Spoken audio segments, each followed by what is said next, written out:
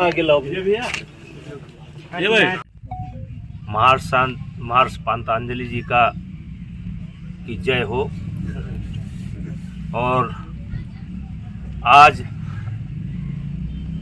हम उन्हीं के जन्मभूमि पर इकट्ठा हुए हैं और ये हमारे बाएं तरफ उनकी जन्मभूमि है और दाएं तरफ जिस कोणर झील की बात हम करते हैं, कोणर नदी की बात, वो है। आज जो लोग भी हमसे जुड़े हैं या हमारी बात को आज या कल सुनेंगे, समझेंगे, देखेंगे, तो उनको मैं बताना चाहता हूं कि इस समय हम लोग महर्षि पातंजलि के जन्मभूमि पर इस समय इकट्ठा है। और कल मेरे पास बालकृष्ण जी का फोन आया। बालकृष्ण जी ने कहा कि आपने कुछ बयान दिया है, तो हमने कहा हाँ, हम गए थे गाय भैंस पालने के क्रम में, हमारे मुंह से ये निकल गया कि रामदेव का घी खाने से आप स्वस्थ नहीं होंगे। तो उन्होंने कहा कि हमारा घी बहुत अच्छा है और शुद्ध देसी गाय का है, उन्होंने कहा। तो हमने कहा महाराज जी आप बहुत अच्छा है, आप देश सेवा कर रहे हैं, आपका घी बहुत अच्छा है, लेकिन एक बात का उत्तर दे दीजिए, हम भी गाय पालते हैं, लगभग 30 किलो दूध में 1 किलो घी तैयार होता है और 30 किलो का अगर 40 रुपये रेट के हिसाब से दाम लगा लिया जाए तो 1200 रुपये बनता है। उसके बाद कुछ कर्मचारी लगेंगे, कुछ लोग लगेंगे, तो 1500 लागत आई, तो आप 550 में कैसे बेच रहे हैं?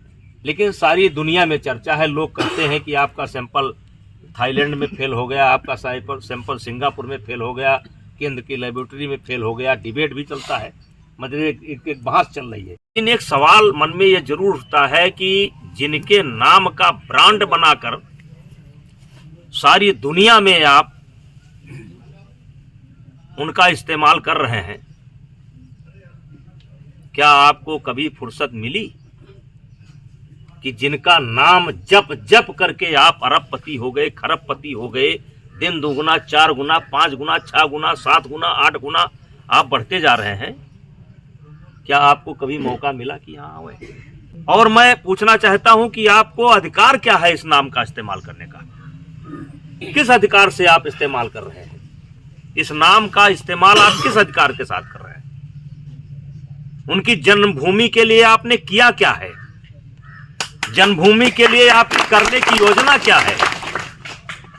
और जहां तक जो लोग भी मुझे सुनेंगे या सुन रहे हैं, मैं उनको बताना चाहता हूं, ये जिस धरती पर हम बैठे हैं इसका नाम है गोंडा और प्राचीन में नाम था इसका गोनर, और ये अयोध्या राज्य का ही क्षेत्र रहा है।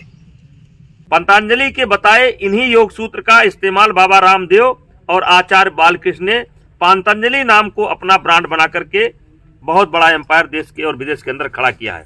मुझे उनके साम्राज्य खड़ा करने पर कोई विरोध नहीं है, मुझे उनके साम्राज्य खड़ा करने पर कोई विरोध नहीं है, क्योंकि पतंजलि एक ऋषि थे, संत थे और भारत की शान थे और रहेंगे।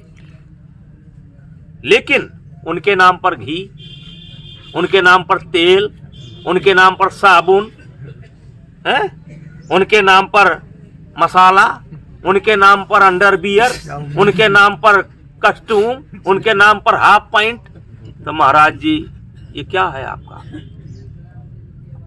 मैं जानता हूं कि ये बात छोटी नहीं, बहुत बड़ी बात बनेगी। मैं सबसे हाथ जोड़ करके विनती करना चाहता हूं, जो लोग भी सुने हैं या सुनेंगे, वो एक बार महर्षि पातंजलि के जन्मभूमि पर अवश्य आए।